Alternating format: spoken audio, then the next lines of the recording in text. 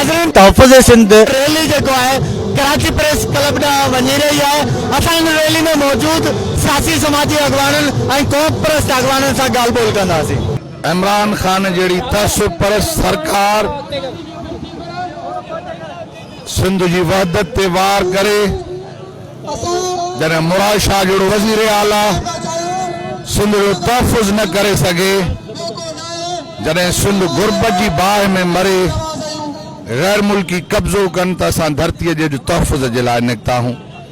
सिंध जे माण्हुनि ऐं धरतीअ जे तहफ़्फ़ुज़, बुख बेरोज़गारी ऐं ग़ुलामी ऐं ज़िल्लत जे ख़िलाफ़ इहा एहतिजाज आहे। सिंध जी सरज़मीन फ़क़ति सिंधी माण्हुनि जो वतन आहे, कराची सिंध आहे।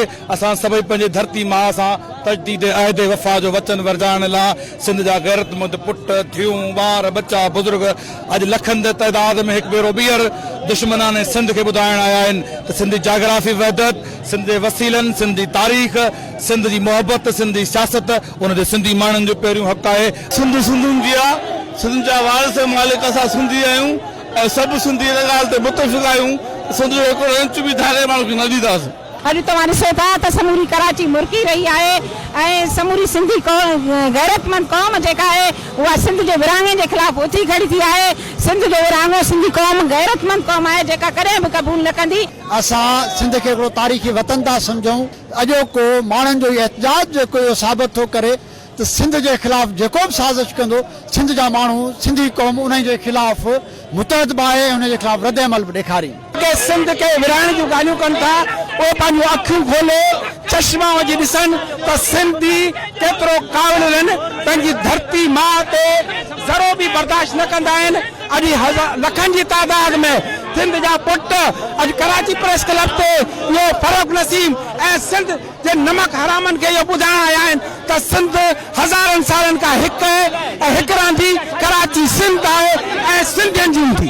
अॼोकी रैली जो पैगाम उन्हनि दुश्मननि जे लाइ आहे जेके सिंध खे धार रखण जो सोचे रहिया आहिनि।